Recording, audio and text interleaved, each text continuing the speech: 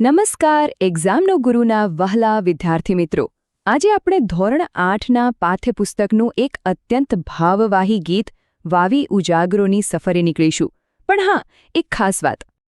આ સમજૂતીના અંતે છે ને તમારે આ જ કાવ્ય પર આધારિત એક ઓનલાઈન ક્વિઝ આપવાની છે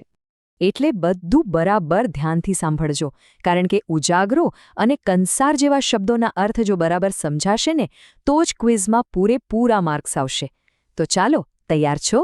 મારીએ ડૂબકી આ સુંદર કાવ્યના ભાવવિશ્વમાં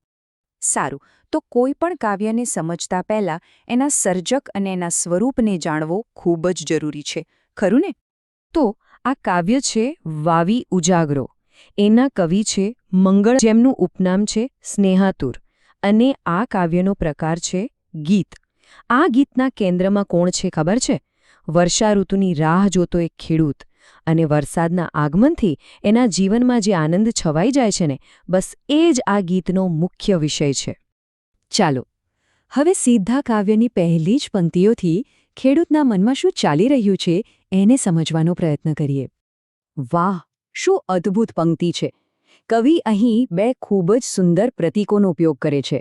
ચલો એને જરા ઊંડાણથી સમજીએ અહીં જુઓ ઉજાગરો વાવવો એનો મતલબ શું જેમ ખેડૂત ખેતરમાં બીજ વાવે એમ અહીં કવિ કહે છે કે ખેડૂતે તો વરસાદની રાહ જોતા જોતા પોતાની ઉજાગરા ભરેલી રાતોને જ જાણે અંધારી સાંજના ખેતરમાં વાવી દીધી છે તમે વિચાર તો કરો કેટલી બધી વેદના અને કેટલી બધી પ્રતીક્ષા આ એક જ શબ્દમાં છુપાયેલી છે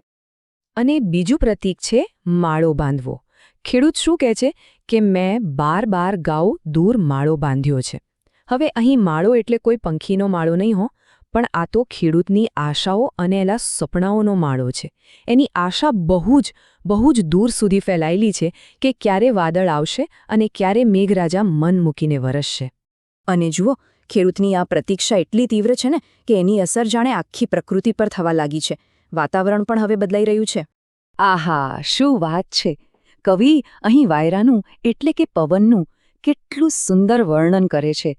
એવું લાગે છે કે જાણે મખમલ જેવો એકદમ કોમળ પવન ફૂલોની સુગંધથી શણગારાઈને આવી રહ્યો છે અને આખા વાતાવરણને મહેકાવી રહ્યો છે આ બધા વરસાદના આગમન પહેલાંના સંકેતો છે અને પછી અંતે જેની આટલી બધી રાહ જોવાતી હતી એ મેઘરાજાનું આગમન થાય છે અને આ વરસાદ એ માત્ર પાણી નથી વરસાવતો પણ ખેડૂતના જીવનમાં જાણે કે નવા પ્રાણ પૂરે છે શું અદ્ભુત કલ્પના છે કવિ ખેડૂતના જીવનને એના જીવતરને એક સૂકા ઝાડ સાથે સરખાવે છે બસ આ સ્લાઇડમાં જે દેખાય છે ને એ જ ભાવ છે જેમ વરસાદ આવતા જ સૂકા ઝાડ પર નવા પાંદડા ફૂટી નીકળે બસ એ જ રીતે વરસાદના આગમનથી ખેડૂતના નિરાશ જીવનમાં પણ આશાના નવા પાંદડા ફૂટ્યા છે એના જીવનમાં ફરીથી હરિયાળી છવાઈ ગઈ છે આ પંક્તિ આપણા ગુજરાતની ગ્રામીણ સંસ્કૃતિને આપણી સામે જીવંત કરી દે છે સારો વરસાદ થાય એટલે ખેડૂત શું કરે વાવણી અને આ વાવણીનો અવસર કોઈ સામાન્ય દિવસ નથી એ તો એક ઉત્સવ બની જાય છે અને આ ખુશીની ઉજવણી કરવા માટે કંસાર બનાવવામાં આવે છે કંસાર એટલે ઘઉંના લોટમાંથી બનતી એક મીઠી વાનગી જે દરેક શુભ પ્રસંગનું પ્રતીક છે તો સારો વરસાદ એના પછી સારી વાવણી અને એની ખુશીમાં વહેંચાતો કંસાર આ જ તો છે ખેડૂતના જીવનનો સાચો ઉલ્લાસ ચાલો હવે આપણે ફટાફટ કવિએ જે કેટલાક ખાસ શબ્દો વાપર્યા છે ને એના પર એક નજર કરી લઈએ આ શબ્દો જ આ ગીતને એક આગવી ઓળખ આપે છે કવિએ પાધર જેનો શિસ્તરૂપ છે પાદર એટલે કે ગામની ભાગોળ અને મોહર્યું એટલે કે મોર આવ્યો એવા તળપદા એટલે કે લોકબોલીના શબ્દોનો પ્રયોગ કર્યો છે એનાથી શું થાય છે કાવ્યમાં એકદમ ગામડાનું જીવંત વાતાવરણ આપણી આંખો સામે ઊભું થઈ જાય છે કાવ્યમાં બાર ગાઉ શબ્દ આવે છે યાદ છે ને તો આ ગાઉ એ અંતર માપવાનો એક જૂનો એકમ છે જે લગભગ 2.5 થી 3 કિલોમીટર જેટલો ગણાય છે આ શબ્દ બતાવે છે કે ખેડૂતની આશા કેટલી વિશાળ અને દૂર સુધી ફેલાયેલી છે પછી છે મંજરી એટલે આંબાના વૃક્ષ પર જે ફૂલ આવે ને જેને આપણે મોર પણ કહીએ છીએ એ આ પ્રકૃતિના સૌંદર્ય અને ફળદ્રુપતાનું પ્રતીક છે અને ગેલતી શબ્દનો અર્થ થાય છે આનંદથી રમતી કે મસ્તી કરતી